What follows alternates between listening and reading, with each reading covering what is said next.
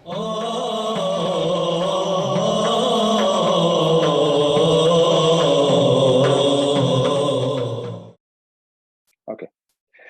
بسم الله الرحمن الرحيم الحمد لله رب العالمين والصلاة والسلام على أشرف الخلق أجمعين سيدنا محمد وعليه وعلى آله وصحبه أفضل الصلاة وأتم التسليم. اللهم افتح علينا فتوح العارفين بك وأكرمنا بنور الفهم وأخرجنا من ظلمات الوهم يا رب العالمين وبعد.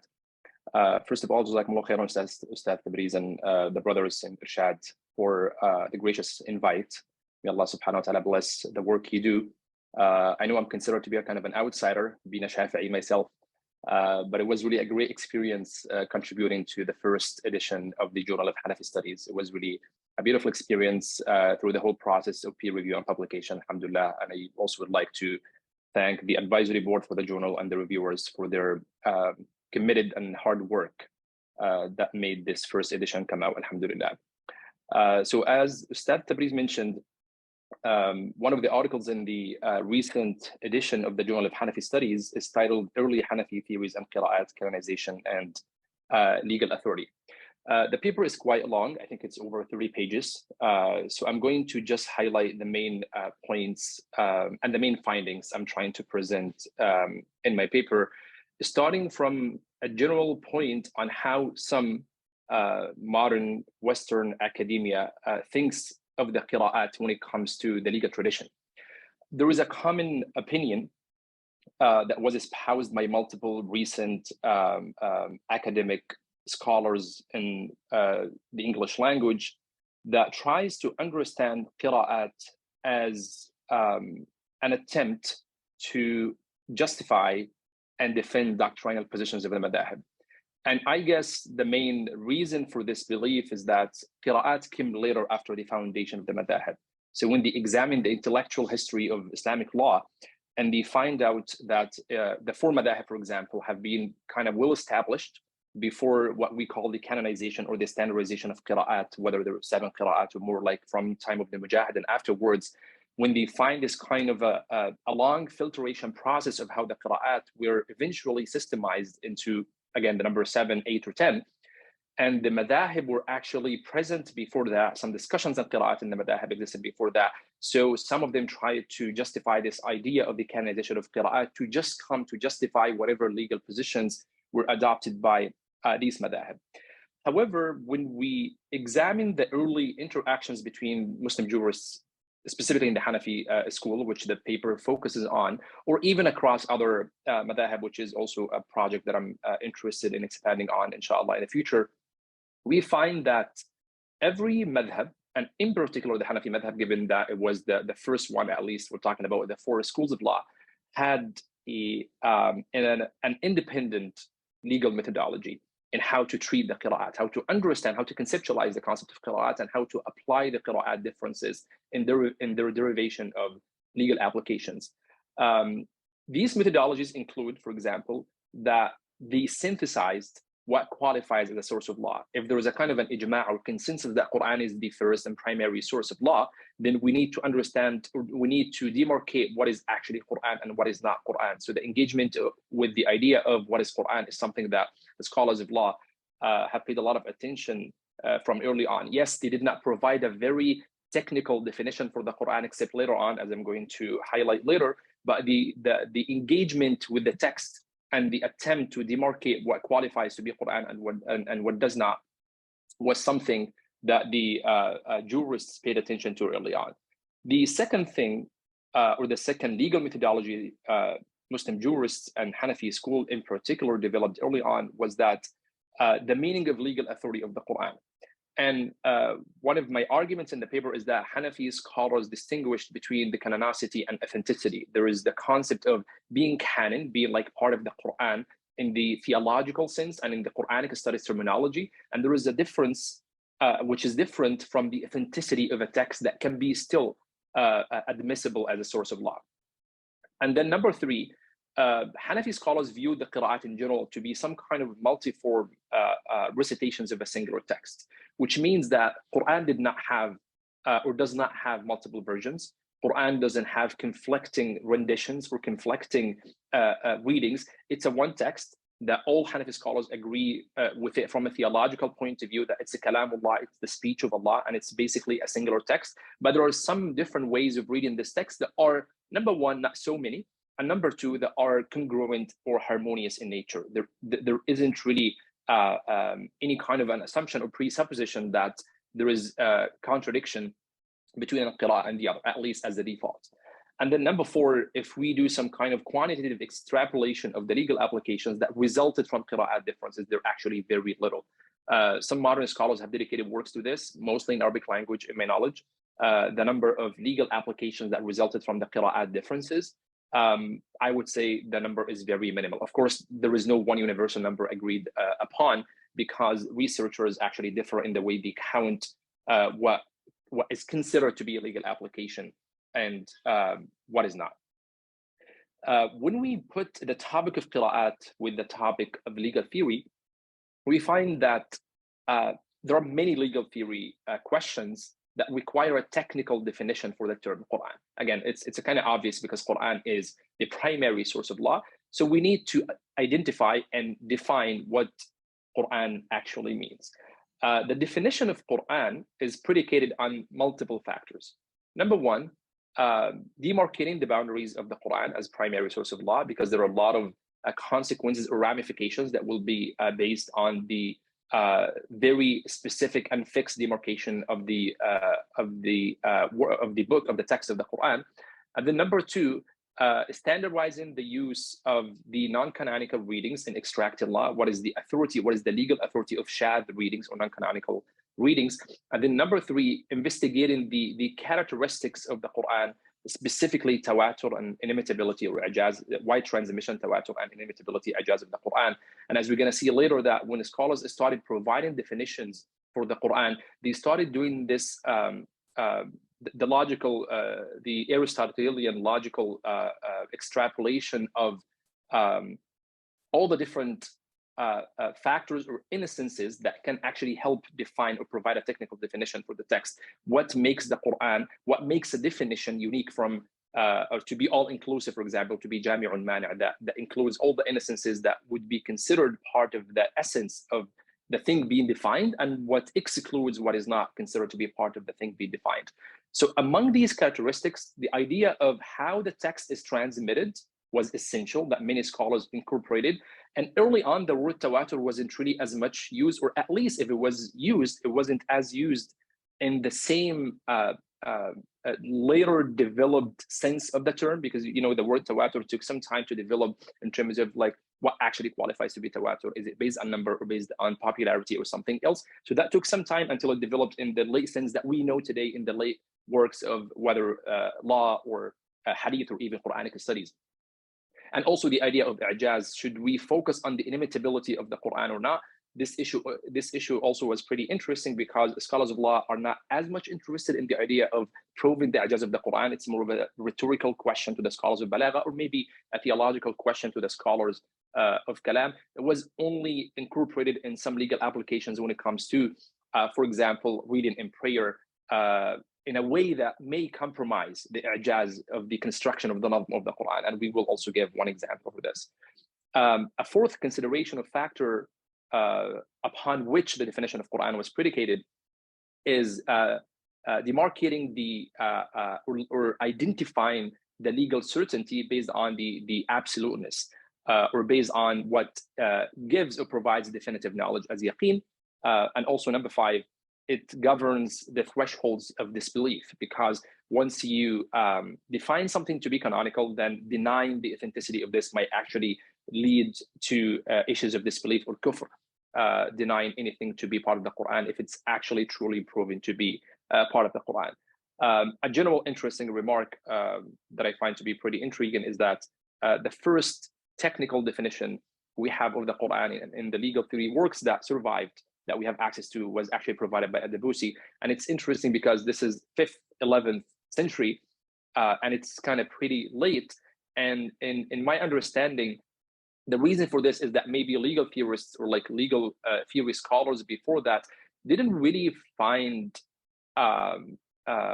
it very necessary to define the Quran. Quran was pretty clear to them that why do we need to actually define the Quran. When a Shafi'i wrote a Risala, for example, or even when the early Hanafis like wrote on like legal theory, they didn't really, I would say, didn't really care much about providing this very technical, strict definition of what qualifies to be a Quran. I believe that the concept of the Quran was actually pretty clear to them.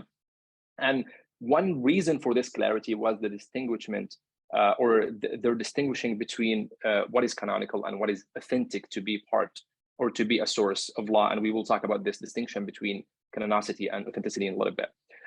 The paper gives a brief background about Qira'at history in Kufa during the time of Ibn Mas'ud radiallahu anh, and Dr. Rahman already gave a little bit of this background, which would help me move on a little bit faster in this part of the presentation. Of course, Ibn Mas'ud was one of the most important Qurra reciters of the companions of the Prophet. We have a hadith about his position as a Qari. من أحب أن يقرأ القرآن غضا طريا فليقرأه على قراءة ابن أم عبد. Whoever wants to read the Quran fresh, as in the same manner it was revealed, basically he should read it according to the reading of Ibn Umm Abd, which is a title for Abdullah ibn Mas'ud, and several other ahadith, and also several statements by the companions of the Prophet attesting to the high position of Ibn Mas'ud radiallahu anhu in Quran. When Ibn Mas'ud moved to Al-Kufa, he was the most prominent Qari and jurist in Kufa at the same time. So his authority in both fields in Qira'at Allah was pretty dominant in Kufa for a long time. We have this khilaf that happened between him and Umar ibn al-Khattab, because Umar al-Khattab, when he went to Kufa, he instructed him to teach people according to the dialect of Quraysh, not according to the dialect of Hudayl. Abdullah ibn Mas'ud was from Hudayl. This is his tribal association, or his tribal lineage actually from Hudayl, not association in the technical sense. And it looks like the fact that Umar asked him not to do this means that he was already doing that, or he at least showed some kind of willingness or interest in just reading the Quran in this manner and teaching the Quran in this manner as well. Just as a side note, when we explore works of Quranic studies on the اللغات التي تكلم بها القرآن, the different dialects that Quran speaks in, we find Hudayl to be the second most frequent dialect in the Quran. I understand that when we say the second, the gap is still very big between it and the first one, which is the dialect of Quraysh, but still, it actually gives some kind of indication that there is some kind of presence of the Hudayl dialects in the Quran. And the scholars of Quran, when they counted these dialectical variants in the Quran, they're not actually counting it based on Ibn Mas'ud. By the way, this is a late extrapolation of this number provided like by the likes of Asyuti, for example, very late, that he is attesting that there is this kind of a large number of Hudayl dialects or dialectical differences in the Quran. We know the story of Ibn Mas'ud's reaction to the standardization of the Uthmanic Codex. He resisted that initially. He was really against the decision or the process. It depends on the way you read it. And as I'm sure you know, there is extensive literature written on this in actually both languages, traditionally and also in modern times.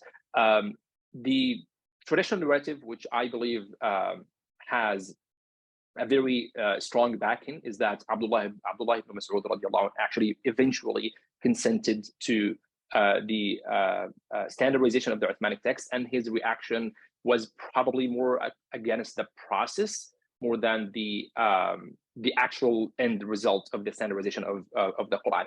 We might find some reports that might be conflicting to this, and also the reports about his own codex, which unfortunately there are very different copies of the codex of Ibn Mas'ud, which doesn't actually help us identify exactly what would be the most authentic version of Ibn Mas'ud's qira'ah. What's the possibility of nasakh to have happened to Ibn Mas'ud's qira'ah as well? So it's pretty difficult to actually empirically verify this today. But the overall point is, assuming even that Ibn Mas'ud radiallahu anhu has eventually consented to the standardization of the Uthmanic Codex, the qira'ah remained live in Kufa for at least a century afterwards. I think Dr. Rahman mentioned this statement by Al-A'mash, and if you can notice now, Al-A'mash died more than a century after the death of Ibn Mas'ud radiallahu anhu, and he's saying that I lived in Kufa at a time when the reading of Zayd, which became famous later on, was no different from how the reading of Abdullah is among you today. Only a man or two read it. So he's saying that this kind of transition happened. So he said, I know you're today familiar with the reading of Zayd ibn Thabit, but I lived at a time when the reading of Ibn Mas'ud was as popular in the at least in Kufa at that time.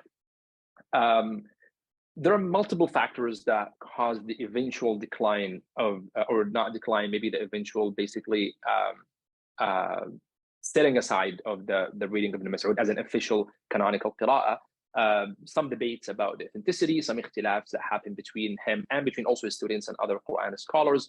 The different copies of his qira'ah, which made it harder to, again, verify which one is actually his own authentic qira'ah, and also the political contention that happened against him. We have a long history of contention between Al-Hajjaj and Ibn Mas'ud. I write about this in the paper. Al-Hajjaj was very adamant about canceling anything that has to do with the paper. He threatened to punish people. He put some kind of prize for people who would actually destroy any written materials that have the qira'ah of Ibn Mas'ud. So I think this political factor was very big in making the process of sidelining the qira'ah of Ibn Mas'ud basically faster. And then we move to, we'll come back to the qira'ah of Ibn Mas'ud radiallahu anhu, and it's, of course, its relation to legal theory. But just to continue the historical background, talking about the early Hanafi contributions to qira'at, Imam Abu Hanifa rahimahullah is referenced as a qari in the tabaqat of Qur'an, in the biographical work of Qur'an, more than any other founder of the other legal schools. Of course, tabaqat al-Qur'an of different scholars mentioned almost all the four imams, but Imam Abu Hanifa rahimahullah has a specific focus in this work across at least 3 or 4 different tabaqat al-Qur'an, including one of the most famous ones and one of the latest ones, which is Ibn Jazari. He actually provided a specific independent entry for Abu Hanifa as a qari rahimahullah. Imam Abu Hanifa read to very prominent qurra. He read to Asim, of course, the famous qari among the 10 canonical qira'at. He read to Al-A'mash. He read to Abdul Rahman ibn Abi Layla. And then when you examine these isnads, as you can see, you find 3 main factors or 3 main observations. The first one, it's a very short isnad to the Prophet. Abu Hanifa enjoyed this proximity isnad-wise to the Prophet sallallahu alaihi wasallam, which is very crucial, as you know, from the urf, from the convention of hadith and qira'at scholarship. It also shows that most of the people, if not all of them, in these isnads are not only qurra, they're actually very prominent hadith scholars. They're also very prominent jurists as well, most of them at least. And also you can see a common connection to Sayyidina Ali and Sayyidina Abdullah ibn Mas'ud. We can say that these two are basically the end of the chain of transmission of the Quran to Abu Hanifa, or basically the primary source for Imam Abu Hanifa's conceptualization of Quran as the book of Allah and also as a source of law as well. Also, Qira'at to Sayyidina Ali ibn Abi Talib was pretty common in Kufa as well. So Abdullah ibn Mas'ud dominated Kufa on both levels, law and Quran, for a long time. Sayyidina Ali ibn Abi Talib was very present as a qira'ah, but Ibn Mas'ud, I would say, was more present as a legal authority than Sayyidina Ali ibn Abi Talib. And then the paper provides different examples of early Hanafi contributions to qira'at. It also gives a list of some early authorities on qira'at from the Hanafi school. Of course, Al-Hasan ibn Ziyad, the one who narrated or transmitted the reading of Abu Hanifa, and we'll talk about it in a little bit. Ishaq ibn Bahlul al-Anbari, he read to Al-Haytham ibn Musa, he read to Abu Yusuf, the companion of Abu Hanifa. And by the way, both Sahibain, Abu Yusuf and Muhammad ibn al-Hasan, are listed as qurra, as students of Abu Hanifa. So among the students of Abu Hanifa are actually these two, and of course Al-Hasan ibn Ziyad, who narrated his qira'ah. And Al-Anbari actually is said to have written a book on qira'at. It's sad that we don't have really much archival information on this work, but if this work exists, then it will be the first contribution to qira'at scholarship ever that we have. And that also indicates that the school, or some of the school of scholars at least, were actually interested in contributing to the scholarship and literature on qira'at, and that was even before the likes of Abu Ubaid al-Qasim ibn Salam as the most famous example of a work that we have some fragments from available today. Muhammad ibn Sinan al-Shirazi, he read to Isa ibn Sulaiman, who is a companion of al-Kisa'i, the famous scholar of Quran and language, and one of the famous, of course, canonical qurra as well. He was a student of Muhammad ibn al-Hasan. He was a teacher of al-Tahawi. So I'm trying also to highlight where to situate these names in the school's history of development, of the development of its thought. Muhammad ibn Hafs al-Kufi, I just want to go through the names quickly for the sake of time. Abu Layth, of course, Abu Layth Nasr ibn al-Qasim, a famous prominent jurist and a qari. And he was also basically reading according to the qari of Abu Amr al-Basri. Al-Tahawi, of course, one of the famous names, and we'll talk about Al-Tahawi a little bit more. Tahawi has connection to Rawh ibn Faraj through Asim, also another connection through Shu'bah. So he was more towards the Asim Qirā'a, which has a very strong connection to the Hanafi school, but Al-Tahawi contributed much to the Qira'at scholarship, as we will see in a little bit. Abu al-Qasim Ali al-Nakhai as well. He was the first Hanafi judge to be appointed in Damascus. He was actually a qari of the Quran who taught Quran and Qira'at to others. On the level of tafsir, ahkam al-Quran, the legal tafsirs, it works on the Quran in general. We have multiple contributions from that time. Tafsir al-Maturidi, of course, is a prominent example. Tafsir Abu Layth al-Samarqandi is another prominent example. However, these two tafsir works of al-Samarqandi and Maturidi, they do not engage much with Qira'at. When they do not necessarily identify, they don't pay a lot of attention to identifying which or who read this qira'ah, and basically which is which in the attribution and the isnad of these qira'at. They don't really engage much with doing this kind of tarjih al-qira'at, giving preponderance of qira'at or tawjih. A few examples, of course, exist, but not as much. They don't also engage with qira'at from a legal perspective. It's not really very common in these two tafsirs. We have works that did not survive, Ahkam al-Quran by Ibn Yazdad al-Qummi, and we have a very large tafsir according to some biographical works of Abdul Salam al-Qazwini. Both works do not exist today. In terms of the legal tafsir or Ahkam al-Quran, of course, we have al-Tahawi and al-Jassas to be very famous, but we find some kind of a difference between their treatment of Qira'at in these two works. So if we compare Ahkam al-Quran only, not the other works of al-Tahawi, between Ahkam al-Quran al-Tahawi and Ahkam al-Quran al-Jassas is more present or I mean, more engages more with Qira'at in his Ahkam al-Quran than al-Tahawi. The most significant contribution to Qira'at from a legal perspective are found in al-Tahawi's Sharh Mushkil al-Athar. They're not really found in his Ahkam al-Quran.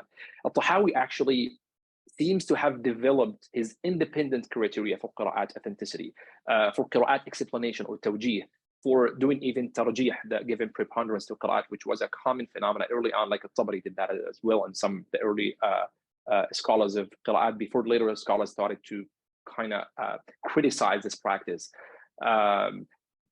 We can dedicate an independent paper describing how al-Tahawi dealt with Qira'at and Sharh Mushkil al-Athar. It's really a mine of a lot of gems, because it's an early work, it's a hadith work, legal work, has a lot about Quran and Qira'at, so there's really a lot to be mined there. But an overall depiction of what al-Tahawi did, we can find that he had a tarjih methodology, a preponderance methodology that is based on, number one, he employed hadith criteria of textual authenticity, which was pretty interesting and which the Qira'at scholars later on didn't really adopt. He's dealing with the isnads, with the chains of transmission of Qira'at as he's dealing with the hadith. And he applies that consistently in his work. He also pays a lot of attention to linguistic structures. So he would, upon doing this preponderance that I give preference or preponderance to this Qira'ah over this Qira'ah, he uses linguistic structures a lot. Upholding this concept that the Quran is in the highest levels of eloquence or fasaha, so therefore this should be employed upon giving tarjih to a qira'ah over the other. He also always tries to make a coherent connection between Quran and hadith. So if there's a verse that is read in 2 different ways or 3 different ways, and he's trying to do some kind of tarjih to one of them, he would try to put whatever qira'ah he's more interested in next to all the hadith, or many of the hadith at least, that are reported about the same manner, and he would try to use the hadith to explain why this qira'ah takes precedence over the other qira'at. What I found very interesting about al-Tahawi, which Qira'at is like one of the fields that I'm very interested in personally, and I found one of his major contributions to the field, of course, beyond the tarjih literature he left us, beyond the interesting methodology of applying hadith methodologies to qira'at, a very major contribution he did to the field of qira'ats and Quranic studies is that he preserved a lot of Kitab al-Qira'at, the book of al-Qira'at by Ibn Salam, Abu Ubaid al-Qasim ibn Salam. As I mentioned earlier, it's the earliest book on Qira'at that we have today, or we have parts of today. The actual book is actually lost. We have fragments that are reported by many different scholars. So al-Tahawi preserved a lot of texts from this book. And not just that, he actually identified the references Abu Ubaid usually provides in a vague manner. So when we read passages from Abu Ubaid's book in different books of Qira'at or Ulum al-Quran, we find multiple references that are not pretty clear, like who read what. Al-Tahawi basically connects these dots and tells us that this is what Abu Ubaid was saying, or provides us with maybe a different version of the text or the passage that has the full attribution of the Qira'at to other scholars, which again, for people who are interested in the field of Qira'at, this is kind of significant contribution. And then I move to the reading of Abu Hanifa, and excuse me, I'll try to go a little bit faster for the sake of time to get to the usuli part of the paper. Reading of Abu Hanifa is a contentious topic because there isn't really an agreement whether this entire qira'ah is authentic or not. We have early statements by the likes of Al-Hasan al-Shaybani, who said that Abu Hanifa led us in prayer in Ramadan, and he read in the harf he chose for himself. So he had his own ikhtiyar, he had his own system reading, but Al-Hasan al-Shaybani added this qualification that he said he chose that for himself from what the companions of the Prophet and their successors read. So he wanted to affirm this kind of continuity between Abu Hanifa and the previous generations of Qurra before him.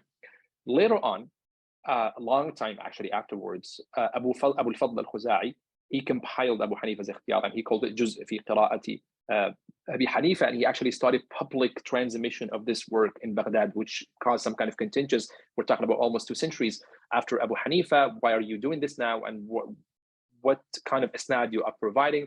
People criticized the isnad. People criticized his transmission of the reading. Ad-Daraqutni wrote like an official statement saying that this is mawdu', this is actually a fabricated isnad. And then we have many scholars, Dhahabi, Ibn Hajar al-Asqalani, al-Salihi, even al-Kawthari, the late al-Kawthari, rahimahullah, all of them said this isnad is actually inauthentic.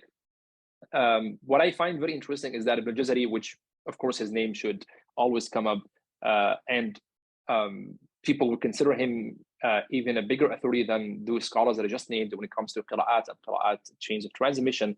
His criticism of the Qira'ah was different from all these other scholars. All these other scholars, they were actually criticizing Al-Khuza'i himself as being unreliable in hadith transmission and Quran transmission, while Ibn Jazari considered him to be a prominent qari. He said like he's actually a very leading Quran scholar, and he based his criticism on a different part of the isnad, not actually on Al-Khuza'i. And he added this very interesting statement saying that if the reading isnad was sound, it would have been one of the most authentic qira'at, which seems that Ibn Jazari was only focused on the condition of sahhatul isnad, the soundness of the chain of transmission, to be the main point about the qira'ah, not really much about the variants that are mentioned in the qira'ah. Ibn Jazari was also pretty strict about what qualifies to be a qira'ah and what not.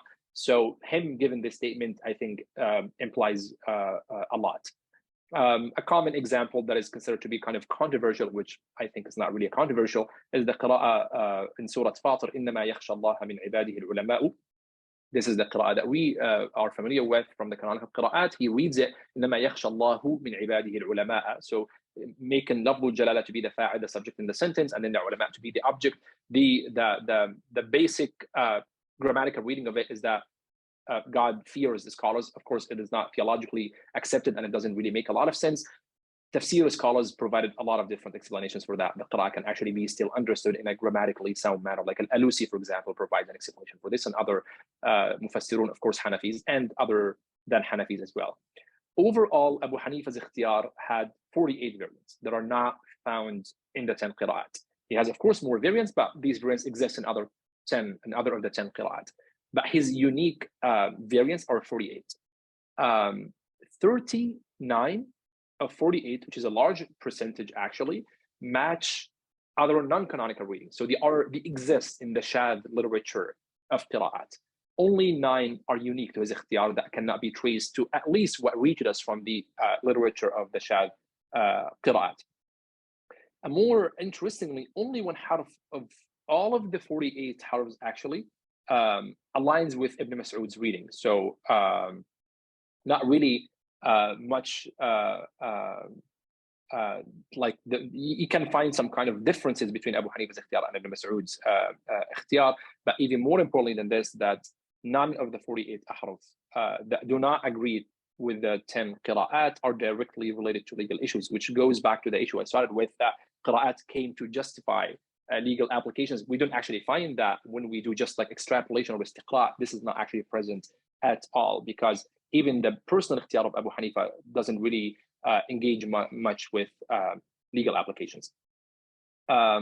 I was just told that I have 10 minutes, so I think I'm going to try to make the legal theory part pretty quick. It's pretty dense and has a lot of information. It requires, honestly, some kind of background in usul, at least from a Hanafi perspective.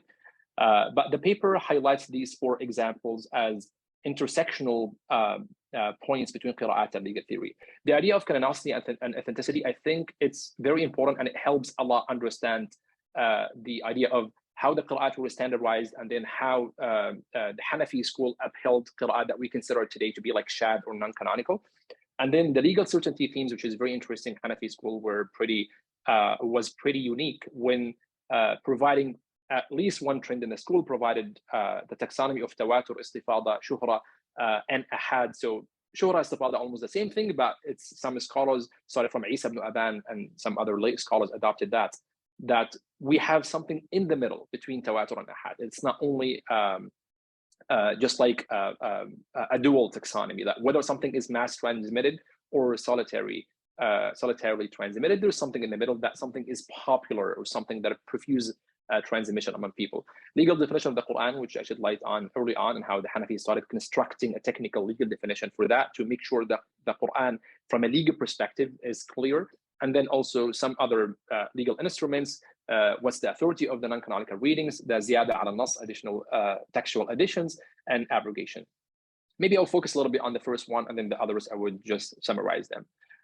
So when we say that there is a difference between a text being Quran, being canonical, being qira'ah, and a text being authentic. Now, as a legal jurist approaching this text, they have different priorities from like a Quran scholar, or from even like a hadith or like transmission expert.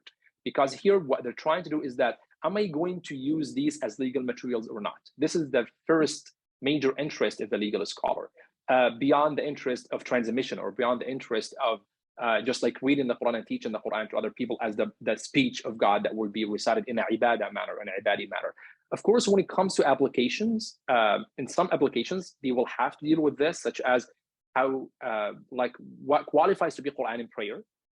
Should I read the Fatiha in a very particular manner and the Quran in a very particular manner, or I have some kind of rukhsa or concession that I can read in a non-canonical reading? Yes, they will have to grapple with this in the applications. But on a legal theory level, the authenticity part was a bigger focus than the canonicity part, which is what is exactly a Quran from a transmission point of view. The basis for this differentiation is that if we have a dhanni evidence, something that is based on dhann, not based on certainty, it is still admissible in established law.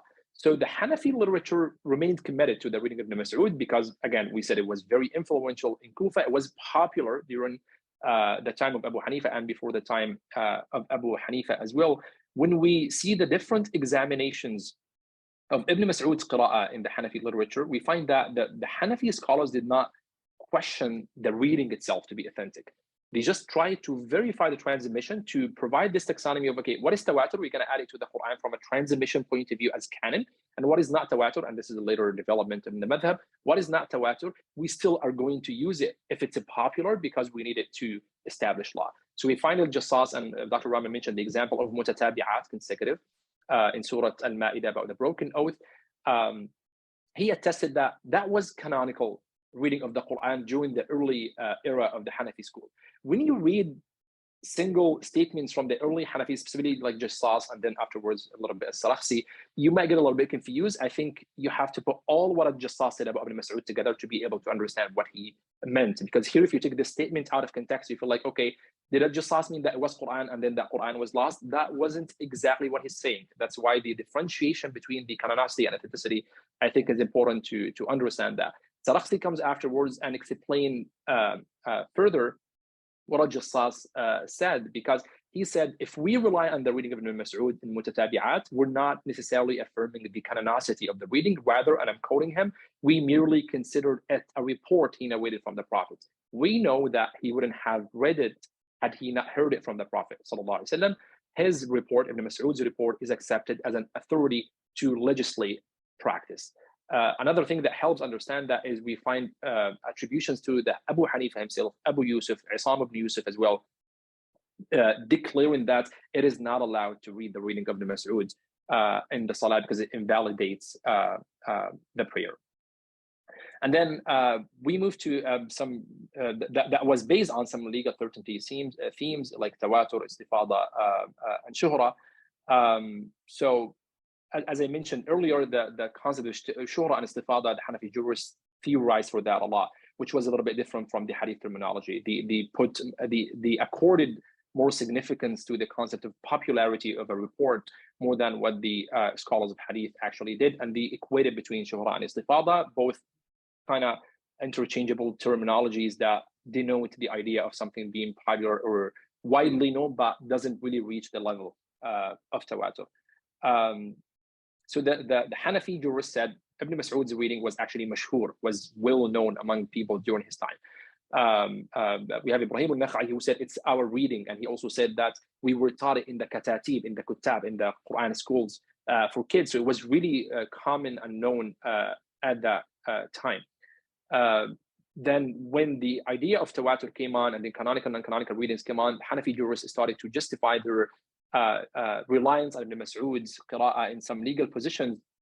So they gave the example of Ubay's qira'ah, the other companion of the Prophet, Ubay ibn Ka'b. He read mutatabi'at when it comes to the ayah on siyam, فَصِيَامُ ثَلَاثَةِ أَيَّامٍ mutatabi'at.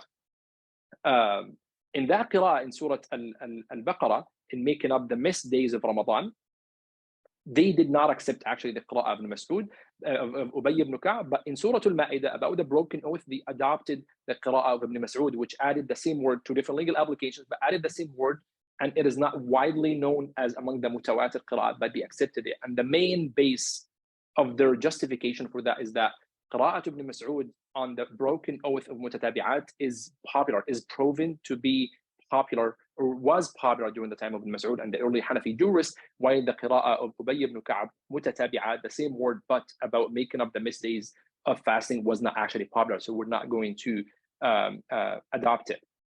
And Jassas explained that the legal learning of Ubay was not transmitted through tawatur or istifada, but rather as ahad. It was just based on solitary transmission.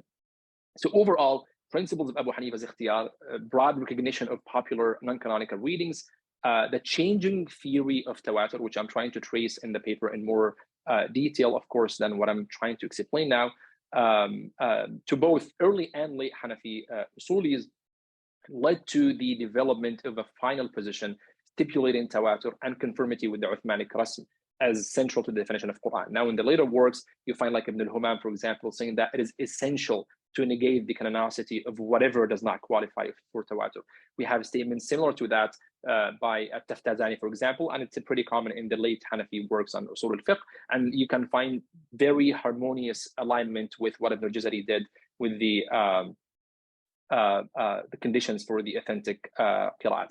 And we have a couple of minutes, but the next point was on defining the Quran, how definition of Quran was the earliest reference to definition of the Quran was done by Dabusi, Sarakhsi, and Bazdawi, before the other legal theorists from other scholars of usul actually provided other definition.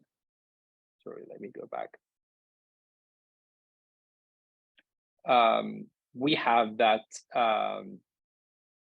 there are different objectives about this definition of the Quran, which is now we need to have some kind of a general recognition and agreement on what is mutawatir, and we have to have some kind of established agreement on conformity to the Uthmanic Mus'haf. Four objectives you can relate now to the general objectives that Quran scholars and Qira'at scholars developed later on.